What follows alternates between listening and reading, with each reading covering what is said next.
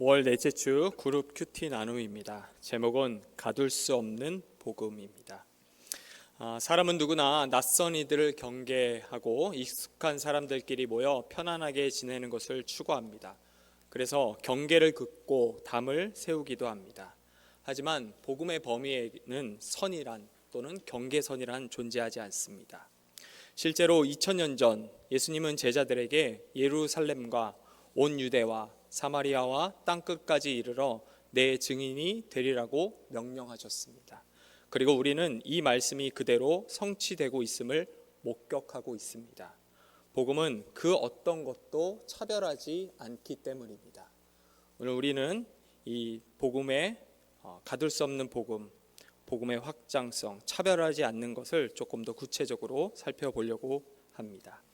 1번입니다. 베드로가 이방인을 향한 하나님의 뜻을 깨닫고 그들에게 복음을 전합니다. 1-1번 질문입니다. 베드로가 깨달은 것은 무엇입니까? 우리 34절과 35절을 함께 읽겠습니다. 베드로가 입을 열어 말하되 내가 참으로 하나님은 사람의 외모를 보지 아니하시고 각 나라 중 하나님을 경외하며 의를 행하는 사람은 다 받으시는 줄 깨달았도다. 베드로가 깨달은 것은 하나님이 사람을 차별하지 않는 것, 그리고 만유의 주 되신 예수 그리스도라는 것입니다. 우리가 방금 읽었던 이 두 구절은 복음의 포용적 성격을 보여준다고 할 수 있습니다. 사도행전은 1세기 초대교회를 그리고 있습니다. 당시 복음 전파의 가장 큰 장애물은 유대인과 이방인 사이의 갈등이었습니다. 초대교회 성도들은 대부분이 유대인이었는데 그들은 이방인들과 교제하는 것을 수치스럽게 생각했습니다. 하지만 하나님은 유대인인 베드로에게 로마인인, 이방인이죠, 로마인인 고넬료에게 복음을 전하라고 명령합니다. 그리고 베드로는 자신의 신분적 배경과 개인적 감정에도 불구하고 하나님 말씀에 순종합니다. 이 사건은 복음이 모든 사람을 위한 것임을 분명하게 증거하고 있다는 것으로 알 수 있습니다. 따라서 우리도 복음을 전할 때 언어나 국가나 생활 수준 또는 학력이 복음을 전하는 데 있어서 방해가 되지 않도록 조심해야 될 것입니다. 두 번째 질문입니다. 그리스도께서 부활의 증인들에게 명령하신 것은 무엇입니까? 42절 말씀인데요. 제가 읽겠습니다. 우리에게 명하사 백성에게 전도하되 하나님이 살아있는 자와 죽은 자의 재판장으로 정하신 자가 곧 이 사람인 것을 증언하게 하셨고, 그리스도께서 부활의 증인들에게 명령하신 것은 예수 그리스도가 산 자와 죽은 자를 심판하시는 분이라는 것입니다. 여러분, 우리가 사도신경과 성경의 내용을 가만히 생각해 보면 예수님이 두 번에 걸쳐서 이 땅에 오신다는 것을 금방 알게 됩니다. 첫 번째는 이미 오신 예수님, 십자가의 사랑을 완성하신 거죠. 두 번째는 공의, 심판하러 오시는 분이죠. 처음에 하나님은 사랑을 완성하러 오셨고, 두 번째는 하나님의 공의를 완성하러 오시는 것. 여러분, 여기서 제일 중요한 게 뭔가 이렇게 생각을 해봤더니 순서입니다. 만약 하나님께서 심판자가 되셔서 공의를 먼저 집행하셨다면 우리 가운데 살아 있을 수 있는 사람 아무도 없습니다. 근데 너무 감사하게도 예수님께서는 사랑을 먼저 완성하셨습니다. 달리 보면 예수님께서 우리에게 기회를 주신 거죠. 그래서 항상 여러분, 사랑이 먼저고 그 다음이 공의입니다. 사람이 사는 곳에는 언제나 갈등이 존재합니다. 그리고 그 갈등을 풀려고 할 때 가끔 우리가 실수하는 게 있는데, 그것은 내가 맞다, 너는 틀렸다 하는 공의를 먼저 내세우는 거죠. 갈등을 풀려고 하려면 가장 먼저 뭐 해야 되죠? 이해하고 수용하고 이거를 끊임없이 사랑하려고 하는 이런 부분들을 먼저 앞세워야 됩니다. 근데 여러분, 이게 쉽지가 않죠. 화가 나고 하면 이런 게 쉽지가 않아요. 근데 이걸 하나님께서 알고 계셨던 것 같아요. 그래서 하나님이 고린도전서 13장에서 뭐라고 했으면, 네가 모든 걸 다 하는데 사랑이 없으면 그게 그냥 깡통 소리에 불과해, 이렇게 얘기하신 겁니다. 사랑하는 거, 이해하는 거, 납득하는 거 쉽지 않지만 하나님께서 그래도 한번 도전해봐, 이렇게 얘기하신 겁니다. 예수님은 분명히 하나님의 공의를 집행하기 위해 산자와 죽은 자를 심판하러 오실 것입니다. 하지만 하나님이 우리에게 요구하신 것은 예수님이 공의를 집행할 분이라는 것이지 그 공의를 우리 보고 집행하라고 한 것이 아니란 겁니다. 저도 아이들 이렇게 초등학교 아이들 오랜만에 사역을 하는데 보통 초등학교 아이들 사역을 하면 기가 빨린다고 얘기를 합니다. 어린아이들은 쉬지 않고 움직이잖아요. 여러분, 사람이 집중할 수 있는 나이가 몇 분인지 아십니까? 자기 나이 플러스 1입니다. 그러니까 어린아이는 5살짜리 아이는 6분 이상 집중할 수가 없어요. 그래서 계속 모든 활동을 하는 거죠. 어른들도 마찬가지죠. 그러면 이런 질문을 할 수 있을 것 같아요. 그럼 100살이면 101분 집중할 수 있을까요? 근데 그렇진 않고요. 사람이 15분을 지나가면, 그래서 많게는 20분에서 25분을 지나가면 집중력이 확 떨어진다고 합니다. 여러분, 설교 한번, 오늘 아침 설교 다 기억나시죠? 집중해서 다 들으셨죠? 네, 대답 없는 거 보니까. 대부분 우리가 설교 들을 때 이렇게 잠깐 어디 가셨다가 다시 들어오셨다가 그렇구나 이렇게 얘기하는데, 사람이 실제로 집중할 수 있는 나이는 보통 20분에서 25분입니다. 그래서 여러분, 보통 유명한 스피커들이 등장하는 세바시 있잖아요. 세바시가 그래서 15분인 거죠. 네. 아무튼 여러분, 아이들을 이렇게 다루다 보면 화가 날 때가 많아요. 근데 그때마다 제가 꼭 생각하는 게 있습니다. 한 번 참고 한 번 더 생각해 보자. 얘네도 하나님 백성이고 나도 저럴 때가 있었으니까. 여러분, 아이들, 특히 중고등부 이런 아이들 만나줄 때 한 번 더 내가 공의를 집행할 사람이 아니라 사랑을 전해야 할 사람인 것을 기억해 주시면 좋겠습니다. 우리 세 번째 질문입니다. 그리스도에 대한 선지자의 증언은 무엇입니까? 43절인데요. 제가 한번 읽겠습니다. 그에 대하여 모든 선지자도 증언하되 그를 믿는 사람들이 다 그의 이름을 힘입어 죄 사함을 받는다 하였느니라. 그리스도에 대한 선지자의 증언은 예수를 믿는 사람은 누구든지 그의 이름으로 죄를 용서받는다는 것입니다. 이스라엘 백성에 있어서 메시아의 상은 다윗이었습니다. 다시 말해 장차올 메시아는 정치적이고 군사적인 힘을 가지고 이스라엘 백성들을 해방시킬 것이라고 믿었습니다. 하지만 구약 성경은 장차올 메시아가 정치적 군사적 힘이 아니라 고난과 죽음 그리고 사랑, 이런 것들을 통해 인류의 죄를 해결하러 올 것이라고 말했고, 실제로 장차 올 메시아 그리스도께서 그렇게 하셨습니다. 그래서 베드로는 당시 이스라엘 백성들이 가지고 있던 생각이 잘못되었다는 것을 말하기 위해 구약 선지자들을 언급한 것입니다. 베드로가 정확하게 누구라고 이름을 언급하진 않았지만 이건 우리가 조금만 생각해도 충분히 알 수 있습니다. 예를 들어 스가랴 선지자는 장차올 메시아가 나귀를 타고 오는 겸손한 왕이고 이스라엘뿐만 아니라 이방 땅에도 화평을 전하실 것이라고 얘기했습니다. 또한 우리가 고난주간에 많이 암송하는 말씀 이사야서 메시지 성경을 보니까 이렇게 돼 있더라고요. 그가 찢기고 깨지고 밟힌 것은 우리의 죄 때문이었다. 그가 벌을 받아들였기에 우리가 온전해졌고 그가 입은 상처를 통해 우리가 치유를 받았다. 우리는 길을 잃고 방황하는 양들같이 다 제 멋대로 제 갈 길로 갔지만 하나님은 우리의 모든 죄, 모든 잘못을 그에게 지우셨다. 그에게. 여러분, 이 두 구절만 생각해도 장차올 메시아가 군사적 능력이 아니라 사랑, 겸손, 고난 이런 것들을 통해서 우리의 죄를 해결하러 오셨다는 것을 충분히 알 수 있을 것입니다. 나눔 1입니다. 하나님의 구원은 본래 모든 민족을 향해 있었습니다.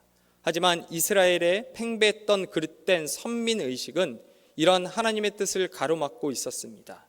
우리에게 복음의 전진을 가로막는 방해물은 무엇인지 이야기해 봅시다. 나눔 2입니다. 베드로가 고넬료와 그 집 사람들에게 복음을 전했듯 내 주변에도 내가 복음을 전해야 하는 이들이 있습니다. 내가 전도 대상자로 삼아야 하는 사람 혹은 이미 삼은 사람은 누구인지 이야기해 봅시다. 우리 두 번째입니다. 베드로가 말씀을 전할 때 이방인들이 성령을 받았습니다. 첫 번째 질문입니다. 베드로와 함께 온 할례 받은 신자들이 놀란 이유는 무엇입니까? 45절 말씀인데요. 베드로와 함께 온 할례 받은 신자들이 이방인들에게도 성령 부어 주심으로 말미암아 놀라니. 베드로와 함께 온 할례 받은 신자들이 놀란 것은 이방인들이 유대 그리스도인과 같이 성령을 받았기 때문입니다. 하나님은 가장 작고 보잘것없는 이스라엘 백성을 선택하셨습니다. 하지만 이스라엘 백성들은 이것을 두고 일종의 우월함으로 여겼던 것 같습니다. 그래서 유대 그리스도인들은 할례 받은 자신들과 이방인들이 같은 성령을 받았다는 것을 두고 충격을 받습니다. 여러분, 교회 생활을 하다 보면 또 신앙생활이 길어지면 가끔 영적 우월감에 빠지는 경우가 있습니다. 그러면서 야, 나는 맞아. 내가 오랫동안 신앙생활을 했어. 내가 신학 공부 좀 했거든. 내가 직분이 뭔 줄 알아? 이런 경우가 참 있어요. 그러면서 교만에 빠지는 거죠. 제가 대학교 때 섬겼던 교회 목사님이 설교하실 때 이런 얘기를 하신 적이 있습니다. 신앙이라고 하는 것은, 성화라고 하는 것은 계단을 올라가는 것이 아니라 물 위를 걷는 것이라고. 그래서 언제 어디서든지 빠질 수 있기 때문에 항상 조심하고 깨어 있어야 된다고. 춘추 전국 시대 때 오나라가 월나라에 의해서 망하게 됩니다. 이 이야기를 들은 위나라의 문우는 신하에게 질문을 합니다. 그토록 강대하던 오나라가 어떻게 망했는가? 이에 이극이란 신하가 싸울 때마다 이겼기 때문입니다. 싸울 때마다 이기면 그 나라의 왕은 반드시 교만해집니다. 그래서 걸핏하면 전쟁을 일으켜 백성들의 삶이 피폐해지기 마련입니다. 그런 일을 하고서도 망하지 않는 나라는 없습니다라고 대답을 합니다. 여러분, 성경에도 이와 비슷한 이야기가 있죠? 누구죠? 솔로몬이죠. 우리가 잘 알고 있는 솔로몬은 지혜를 구해서 이전에도 이후에도 그런 지혜를 가진 사람은 없다라고 표현될 정도로 지혜의 왕이었습니다. 그 성경 말씀을 이렇게 가만히 보시면 그 지혜가 듣는 마음이라는 걸 알 수가 있어요. 여러분, 제가 아이들 설교를 할 때 솔로몬 왕 다루고 그 다음에 분열 왕국 다루면서 나라가 망한 이유, 나라가 분열된 이유, 이 초석이 솔로몬 때문이었다라고 하면 초등학교 저학년 아이들도 이렇게 질문합니다. 그렇게 똑똑한 왕이 있는데 왜 망했습니까? 여러분, 왜 망했죠? 듣는 마음. 왜 망했을까요? 솔로몬은 그 지혜를 다른 사람에게는 적용했지만 자기 자신에게는 적용하지 않았던 거예요. 아버지 다윗과 항상 비교가 되죠. 똑같이 범죄를 저질렀을 때 다윗은 하나님 말씀을 들었습니다. 근데 솔로몬은 듣지 않아요. 지혜를 갖고 있다고 해서 다 되는 것이 아니라 정작 중요한 것, 그 지혜가 나에게도 있는가 하는 것입니다. 여러분, 우리 교회는 3대가 같이 있는 교회입니다.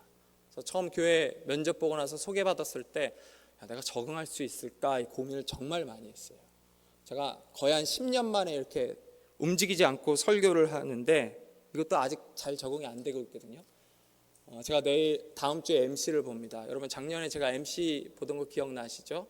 네, 제가 웬만하면 돈 받고 MC 보는데 제가 항상 그렇게 설교를 했어요. 근데 교회 와갖고 이렇게 하는데 적응하기 너무 힘들었는데 여러분, 3대가 이렇게 같이 있고 역사가 있는 교회의 특징이 있더라고요. 정이 많아요. 그리고 뿌리가 깊다는 것을 금방 느끼게 됩니다. 역사가 오래된 교회, 정이 많고 사랑이 많고 그래서 뿌리가 깊은 교회들은 웬만한 공격에는 흔들리지 않습니다. 제가 무너진 교회도 있어봤고 무너지려고 하는 교회도 있어봤고 하는데 대부분 금방 성장했던 교회입니다. 금방 성장한 교회는 신천지 같은 이런 사람들 들어오면 금방 빼앗깁니다. 금방 무너져요. 그래서 역사가 깊고 또 정이 많고 우리 교회 같은 교회들은 자부심이 있어요. 또 웬만큼 흔들리지 않아요. 그런데 여러분, 조심해야 될 게 하나 있습니다. 뭐죠? 서서히 침식되는 걸 느끼지 못할 수 있어요. 그래서 깨어 있어야 돼요. 여러분, 언제 마지막으로 전도해 보셨나요? 제가 토요일 날 교회 오면 집에 가기 전에 못해도 3주에 한 번, 되면은 2주에 한 번씩 낙산공원 올라갑니다. 애들이 없어요. 근데 애들이 있고 없고가 중요한 게 아니라 올라가다 보면 아이들이 뭐 하고 노는지, 또 주변의 교회는 전도를 하는지, 이걸 슬쩍슬쩍 한번 봅니다. 제 친구가 교회를 개척했는데 해병대에 나왔거든요. 해병대 정신으로 교회를 하겠다 하는데 잘 안 된대요. 그런데도 하는 말이 있어요. 근데 주변 교회들은 전도 안 하거든. 난 해. 근데 참 감사하게도, 제가 감사할 건 아니지만 진짜 맨 땅에 헤딩해서 개척을 했거든요. 이 친구가 예전에 그 아르바이트로 막노동 하다가 3층에서 떨어져 갖고 우리 권사님처럼 발목이 안 돌아갑니다. 근데 그 발목을 가지고 매일 전도를 하더라고요. 그래서 지금 아이들이 20명이 됐대요. 이런 얘기를 하더라고요. 30명이 되면 애들 일본 보내주기로 했는데 지금 교회 돈이 없다고 저한테 헌금하라고 하더라고요. 여러분, 우리가 늘 그랬던 것처럼 신앙생활을 하면 안 됩니다. 항상 주님이 오실 그날을 기억하면서 늘 깨어 있으려고 몸부림쳐야 합니다. 두 번째입니다. 베드로는 성령을 받은 이방인들에게 무엇을 베풀었습니까? 우리 47절과 48절 말씀 함께 읽겠습니다. 이에 베드로가 이르되 이 사람들이 우리와 같이 성령을 받았으니 누가 능히 물로 세례 베풀물 금하리요 하고 명하여 예수 그리스도의 이름으로 세례를 베풀라 하니라. 그들이 베드로에게 며칠 더 머물기를 청하니라. 베드로는 성령을 받은 이방인들에게 예수 그리스도 이름으로 세례를 베풀었습니다. 오순절 성령 강림은 예수를 믿는 유대 그리스도인들에게 일어난 사건이었습니다. 하지만 고넬료 집안에서 일어난 사건은 예수님을 알지 못하는 이방인들에게 일어난 사건이었습니다. 하나님은 이 사건을 통해 할례나 혈통과 관계없이 즉각적인 구원과 성령의 임재를 보여주신 것입니다. 따라서 이 사건은 유대 그리스도인뿐만 아니라 예수님의 제자들의 생각을 뛰어넘는 놀라움을 보여주었으며, 나아가 성령의 역사와 하나님 구원에는 그 어떤 것도 걸림돌이 될 수 없음을 보여준다고 할 수 있습니다. 여러분, 우리 이방인입니다. 맞지요? 아닌가요? 우리가 이방인 맞죠? 우리 유대인 아니잖아요. 제가 외국에서 보니까 유대인들은 이 머리에 뚜껑 하나 붙이고 다니더라고요. 여러분, 이렇게 뚜껑 없으시죠? 우리 이방인 맞아요. 오늘 본문의 말씀처럼 하나님의 복음은 경계선이 없습니다. 오늘 본문의 말씀은 사도행전 2장에 있었던 오순절 사건을 다시 한번 생각나게 합니다. 오순절 사건은 유대인들에게 임했던 성령의 사건이고요, 이 사건은 이방인들에게도 성령이 임한다라는 것을 보여준 것입니다. 이 문제와 관련해서 항상 언급되는 신학적 문제가 있는데 그게 성령 세례 방언 문제였던 것 같아요. 여러분, 혹시 방언하시나요? 혹시 방언하면은, 예전에 제가 아주 보수적인 교회 한번 잠깐 있었는데 방언하면 지옥 간다고 그러시더라고요. 되게 무서웠습니다. 고등학교 때였는데. 여러분, 혹시 박윤선 목사님 기억나시나요? 합신. 이분은 신학도 오래 하셨고 신학, 성경 해설, 설교 모든 것에 탁월합니다. 여러분, 이분이 아주 오래전에, 옛날 분이니까 방언을 반대하셨습니다. 방언이란 거 없다. 성경 계시가 완성되는데 무슨 방언이냐, 이런 얘기를 하신 거예요. 그러면서 사도행전 이야기를 할 때도 방언을 할 거면 외국어로 해라. 아무도 못하지 않느냐, 이렇게 얘기를 해요. 여러분, 실제로 보실 일은 없겠죠. 오순절 계열에서는 방언을 가리킬 때 할렐루야를 빨리 하면 방언을 받는다고 합니다. 그래서 제가 그랬어요. 애들한테, 야, 코카콜라 빨리 해도 받는다. 뭐가 빠른지 해봐. 코카콜라 콜라 빨리만 해봐. 똑같은 소리 나와, 이랬어요. 여러분, 박윤선 박사님이 방언을 반대하셨거든요. 근데 이분이 어느 날 방언을 받으셨어요. 그래갖고 신학자들 모여있는 회의에서 손 들고, 죄송합니다, 제가 방언을 받았습니다, 이렇게 얘기하셨어요. 어떻게 보면 굉장히 겸손하신 거죠. 대개 신학자들은 기도하지 않아, 이렇게 하는데 제가 그 이야기를 듣고 정말 도전이 됐어요. 기도하시는 분이고 또 자기가 잘못된 거에 대해서 겸손하게 내려놓을 수도 있구나. 제가 대학교 때 천안에서 자취생활을 했는데 제가 어디 살았냐면 우리 전에 있던 최준 목사님 자취방 옆동에 살았거든요. 거기 203호, 저도 203호였는데 제가 12시만 되면 매일 기도하러 갔습니다. 딴 이유는 아니고 지금이 아니면 기도 안 할 것 같아서. 신대원에 간 분들도 다 그런 얘기 하시더라고요. 심지어 목사님들도 지금이 아니면 기도 못해 그래갖고 거기에 또 꽂혔어요. 그래서 제가 눈이 오나 비가 오나 12시만 되면, 밤 12시만 되면 기도하러 올라갔습니다. 그런데 제가 기도하러 올라가면 꼭 30분 먼저 와서 기도하던 여학생이 있었어요. 근데 이 여학생이 영어로 기도를 하는 거예요. 근데 영어로 막 유창하게 하는 것도 아니고요. 그냥 I love Jesus 요거 한 3문장 정도를 얘기하는 거예요. 제가 나중에 어떤 후배한테 얘기를 했습니다. 야, 내가 기도하러 올라가는데 꼭 영어로 기도하는 여학생이 있더라. 그게 우리 드럼 전공하는 여학생이에요. 그거 방언이에요. 제가 그때 소름이 돋았어요. 저는 할렐루야 빨리 하면 혀가 꼬여갖고 나는 그 방언만 생각했는데 실제로 외국어로 기도하는 분이 있었다는 거예요. 그리고 그 학생 어떻게 됐는지 몇 년 전에 물어보니까 미국으로 유학이 아니라 선교를 갔대요. 그래서 아직도 방언을 해야 하니까. 근데 또 안 해서 그런지 이제는 못한다고 얘기를 하더라고요. 방언도 해야지만 주는 것 같아요. 여러분, 근데 더 중요한 게 있습니다. 여러분, 방언보다 더 중요한 게 뭐죠? 성령의 내주하심이죠. 살아계신 하나님의 말씀과 함께 나에게 다가오신 예수 그리스도. 여러분, 방언은 일종의 옵션입니다. 우리가 눈에 보이는 것, 특별한 것 이렇게 생각할 수 있지만 여러분, 방언 그런 말도 있잖아요. 그게 마귀가 줬는지 어떻게 하냐고. 여러분, 그거보다 더 중요한 게 뭐냐면 하나님 말씀을 읽을 때 그게 깨달아지고 어제 또 작년에 예전에 읽었던 것과 달리 날마다 새로워진다는 것. 그건 성령이 내 안에 있는 것이고 성령이 나와 함께 한다는 것입니다. 말씀을 마칩니다.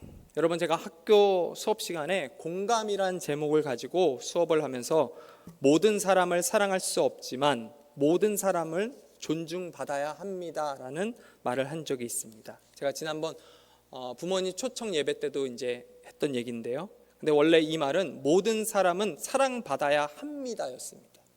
근데 여러분, 대학교 1, 2학년 아이들의 특징이 있죠. 항상 남자친구, 여자친구와 헤어져서 이별의 상처로 아파한다는 거. 여러분 다 한 번씩 경험해 보셨죠? 아닌가요? 네. 지금 웃고 계신 분들은 이제 더 이상 얘기할게요. 근데 어떤 학생들이 그러더라고요. 교수님, 그 XX를 사랑할 수는 없습니다. 그래서 제가 그래, 네 말이 맞다 했고 미안하다 하면서 말을 바꿨습니다. 모든 사람을 사랑할 수 없지만 그래도 존중받아야 한다. 설교를 준비하면서 문득 이런 생각이 스쳐 지나갔습니다. 모든 사람을 사랑할 수 없지만 모든 사람은 존중받아야 하고 복음을 들을 수 있는 기회 역시 부여받아야 한다는 것입니다.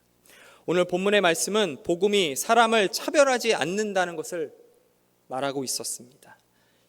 이제 여러분, 한 주가 시작되었습니다. 복음이 나를 차별하지 않았던 것처럼 기회만 있다면 여러분도 복음을 전하며 내 생각을 뛰어넘는 하나님의 능력과 역사를 경험하길 주님의 이름으로 소망합니다.